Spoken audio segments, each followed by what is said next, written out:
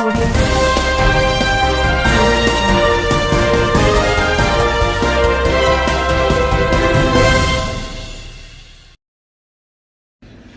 के संसाधनों को बचाना कैसे है, हर पैसा ठीक जगह खर्च कैसे हो, यह भी कैसे करना है। दूसरा, जब कांग्रेस ने हमें सत्ता दी तब क्या स्थिति थी देश की। India was among the 5 fragile economies of the world. दुनिया की 5 लड़खड़ाती चरमराती अर्थव्यवस्थाओं में से एक भारत था जब हमें सत्ता सौंप कर गए थे। लेकिन नरेंद्र मोदी जी की सोच और उनके नेतृत्व के कारण आज भारत दुनिया की पहली 6 अर्थव्यवस्थाओं में आकर खड़ा हुआ है। यह नरेंद्र मोदी जी ने करके दिया।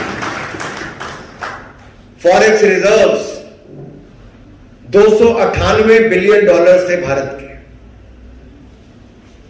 आज फॉरेक्स रिजर्व्स 591 बिलियन डॉलर से ज्यादा है।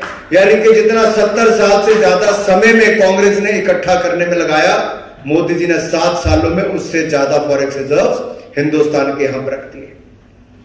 यानी कि जितना हमने कर्जा लिया उससे ज्यादा हमारे पास खजाने में पड़ा है।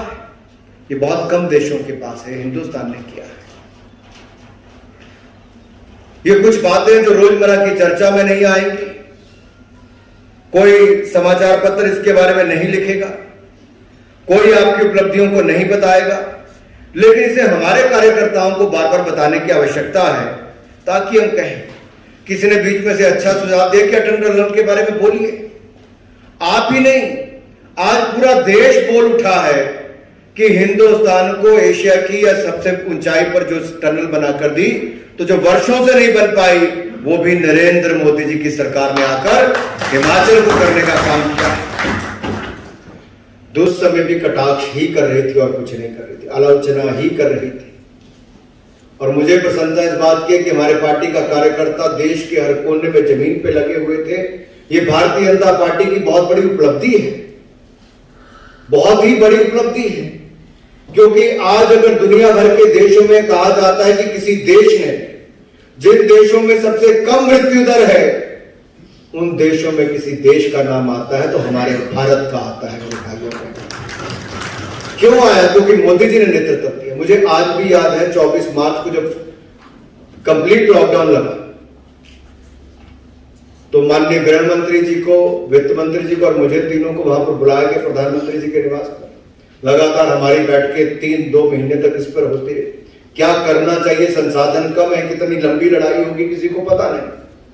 क्या आप में से किसी को पता था 24 मार्च को क्या होगा? किसी को कल्पना नहीं थी कि आगे क्या होने वाला है। कम संसाधनों के बावजूद मोदी जी ने कहा हिंदुस्तान में कोई व्यक्ति ऐसा ना हो गरीब से गरीब भी जो भूख के कारण मरे या भूखमरी के कारण मरे। हमें हर किसी को अन्न और धन देने का काम करना है। आज मैं यहां पर खड़ा होकर कह सकता हूं 80 करोड़ लोगों को 8 महीने तक 5 किलो गेहूं, चावल और चना देने का काम किया तो नरेंद्र मोदी की सरकार ने किया। कोई दुनिया का देश नहीं कर पाया। मेरे हिमाचल प्रदेश को भी उस समय में हम लोगों ने 2,96,698 लोगों को तो रसोई गैस के सिलेंडर मिले, यानी कि मुफ्त गैस के सिलेंडर भी देश भर के उज्ज्वला योजना के लाभार्थियों को दिए गए। 28,30,000 लोगों को तो अनाज यहां पर दिया गया। हिमाचल प्रदेश की बात कर रहा हूं सिर्फ। यही नहीं, 6,70,000 से ज्यादा प्रधानमंत्री जनधन खाता धारक जो थे उनको लगभग 100 करोड़ रुपया, 1500 रुपया हर महिला को उनके खातों में देने का काम मोदी सरकार ने किया। पीएम किसान योजना के अंतर्गत हिमाचल प्रदेश में 8,70,609 लाभार्थियों को 2-2 हजार रुपए की किस्तें उनके खातों में डालने का काम किया। सामाजिक सुरक्षा जो मिलती थी वृद्ध, विधवा या दिव्यांग को, वो तो मिली ही। उसके अलावा 1-1 हजार रुपए उनको अलग से दिया गया। 1,11,000 से ज्यादा हिमाचल के लोगों को यह भी मिलने का लाभ मिला।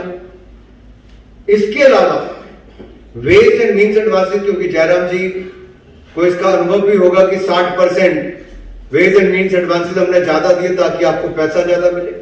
FRBM एक्ट में एक प्रावधान है कि 3% से ज्यादा राज्य कोई भी कर्जा नहीं ले सकता। वो कर्जा आप ज्यादा भी ले सके उसमें प्रावधान नहीं मिलता था। अनुमति नहीं मिलती, उसको भी 2% बढ़ाया गया और उससे भी कुल सभी राज्यों का मिलाकर 4,27,000 करोड़ से ज्यादा सभी राज्य ज्यादा अपना पैसा ले सकते थे। जीएसटी की कलेक्शन नहीं हुई, इसके बावजूद हमने केंद्र में यह प्रावधान करके दिया कि राज्यों को कोई दिक्कत ना आए।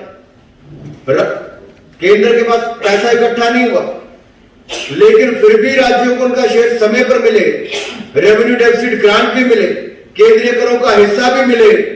केंद्र सरकार ने किसी राज्य का कोई हक नहीं मारा और हिमाचल को तो 450 करोड़ रुपया अतिरिक्त दिया, जिस पर ना कोई ब्याज ना कोई किस्त वापस करनी है। 50 साल के बाद वो पैसा वापस होगा, 50 साल तक आपको उसके लिए कुछ नहीं करते थे।